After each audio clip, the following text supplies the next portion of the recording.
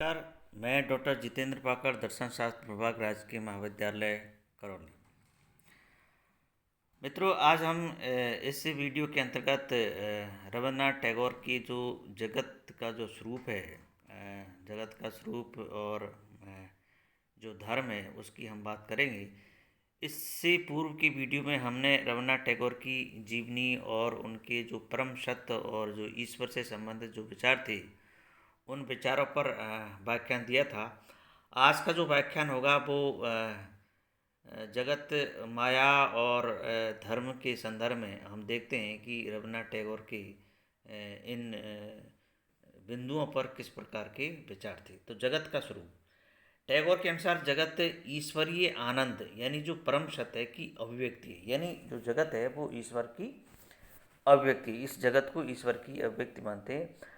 परम सत्य की अभिव्यक्ति असत नहीं हो सकती है, अतः जगत भी सत्य है,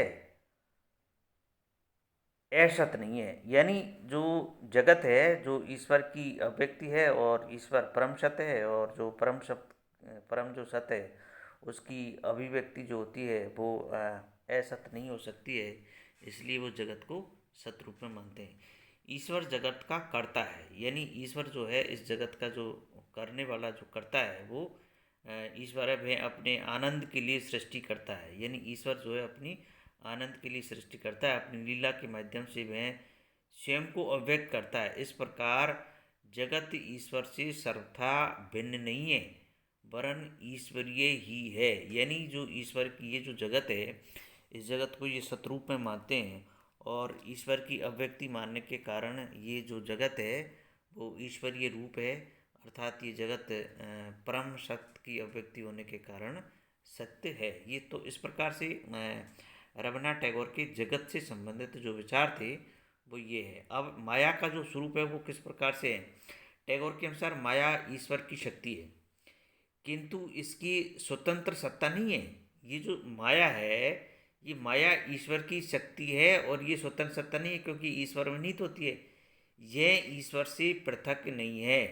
टैगोर के अनुसार माया सत्य भी है और असत भी है।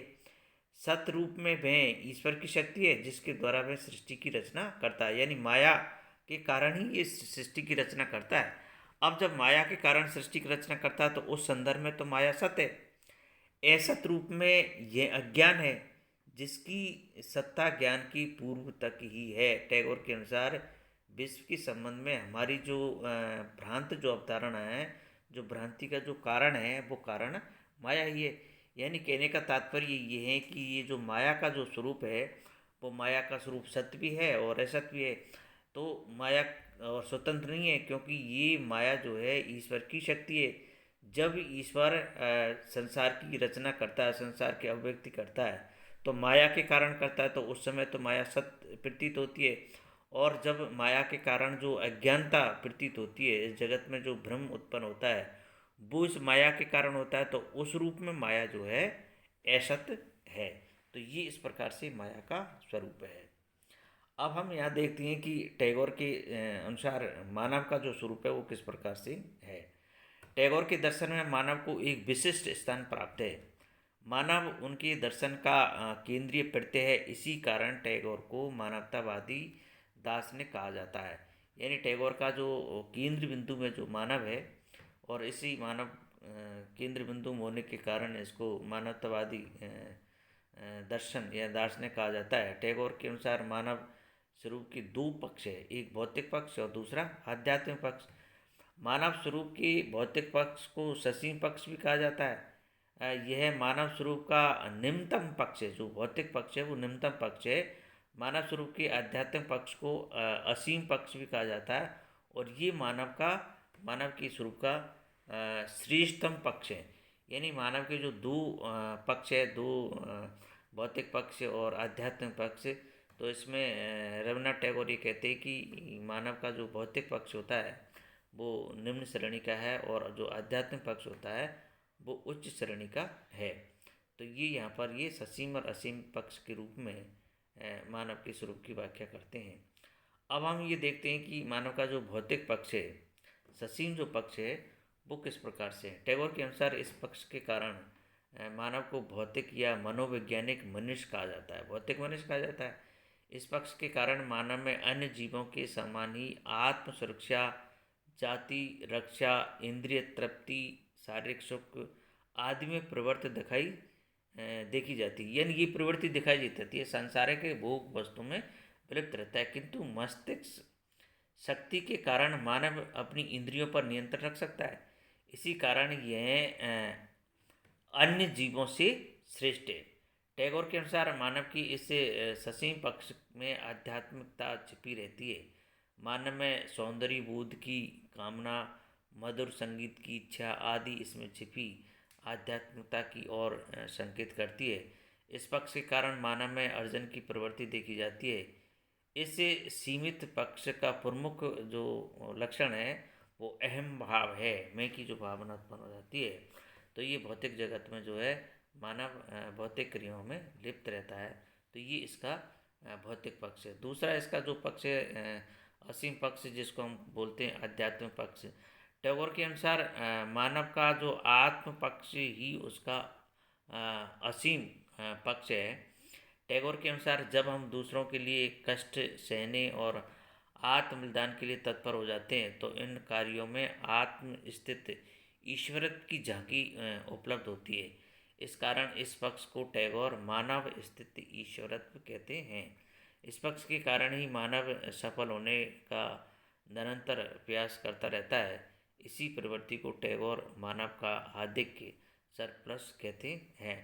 तो ये मानव में इस पक्ष के कारण ही मुक्ति तथा अमरता की चाह उत्पन्न होती है।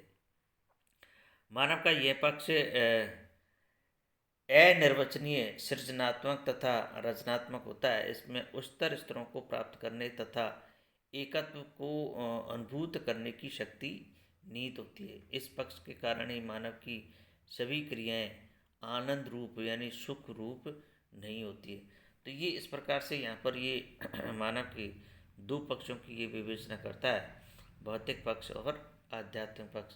भौतिक पक्ष को ये निम्नतर और आध्यात्मिक पक्ष को ये उच्चतर मानता है। इसका जो नेक्स्ट जो बिंदु है, नेक्स्ट जिस पर हम विचार करेंगे वो है धर्म का स्वरूप। ये धर्म को किस रूप में मानते हैं। तो टैगोर के धर्म संबंधी विचारों पर ब्रह्म समाज के धर्म संबंधी विचारों तथा पारस्परिक हिंदू विचारों का प्रभाव दिखाई पड़ता है। किंतु टैगोर ने जिस धर्म का प्रतिपादन किया है उसे मानव धर्म कहा जाता है। यद्यपि टैगोर पर ब्रह्म समाज जो भारतीय परंपरा में ब्रह्म समाज महत्वपूर्ण स्थान रखता है और हिंदू धर्म पर जबरदस्त जो प्रभाव है टैगोर पर दिखाई देता है, लेकिन इसके बावजूद भी टैगोर ने ये जो सांप्रदायिक धर्म है, इन सांप्रदायिक धर्मों से हटकर के उन्होंने मानव धर्म की बात की है। तो टैगोर के अनुसार सांप्रदायिक धर्म का स्वरूप है जो है सच्चा स्वरूप। टैगोर के अनुसार सच्चा धर्म वस्तुतः अपने स्वयं के बंधन से ऊपर उठकर सब कुछ एक रूपता को अनुभूत करना है। तो जो वास्तव में जो धर्म, जो सच्चा धर्म है, धर्म का जो सच्चा रूप है, तो ये जो सांप्रदायिक जो धर्म है इनका सच्चा स्वरूप नहीं है। ये धर्म जो है सच्चे धर्म नहीं है। टैगोर के अनुसार वो सच्चा धर्म तो वह है जिसमें स्वयं के बंधन से ऊपर उठकर, स्वयं का जो बंधन है उस बंधन से ऊपर उठकर सब कुछ के साथ एक रूपता को अनुभूत करना है। सच्चे धर्म में सहजता, स्वाभाविकता तथा उन्मुक्तता होती है। इसमें किसी प्रकार का बंधन नहीं होता है। टैगोर के अनुसार धर्म मानव के आंतरिक स्वरूप की अभिव्यक्ति है। जो आंतरिक स्वरूप है व्यक्ति, उसकी जो अभिव्यक्ति है वो ये धर्म है। मानव की विशेषता है कि वह स्वयं के से ऊपर उठकर, स्वयं का मतलब स्वार्थ से ऊपर उठकर तथा उच्चतर आदर्शों को प्राप्त कर सकता है। इन आदर्शों को प्राप्त करने की शक्ति का प्रस्फुटीकरण ही मानव धर्म है। तो इस प्रकार धर्म का लक्ष्य व्यक्तिक आत्म तथा परम आत्म की एक ही की अनुभूति है। यानी इसमें व्यक्तिकता और परमार्थ का मतलब स्वार्थ और परमार्थ की जो का समन्वय इसके अंतर्गत होता है, उसकी जो अनुभूति होती है उसी को ये धर्म के रूप में मानते हैं। तो धर्म का लक्ष्य मानव में निहित जो ईश्वरत्व की जो अभिव्यक्ति है। इस प्रकार धर्म का साधन प्रेम है क्योंकि प्रेम में स्वयं तथा पर का भेद जो है समाप्त हो जाता है और अभेद की स्थापना होती है। इस अभेद की अनुभूति ही मानव का आंतरिक धर्म है। यही मानव धर्म है, इसे ही टैगोर सार्वभौम धर्म भी कहते हैं।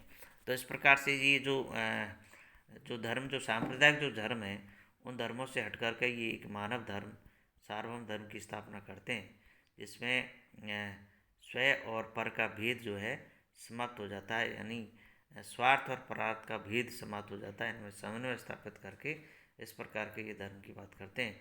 तो ये इस प्रकार से टैगोर के जो विभिन्न जो सिद्धांत थे, उन सिद्धांतों की हमने चर्चा जो है आज और पिछले वीडियोज़ के माध्यम से की है। तो इस प्रकार से ये टैगोर का जो टॉपिक है, वो टॉपिक आज हम समाप्त करते हैं। और निश्चित रूप से आपको इन वीडियोज़ के माध्यम से टैगोर के विचारों के बारे में आपको जानकारी प्राप्त हुई है और निश्चित रूप से आपको समझ में आया होगा। धन्यवाद।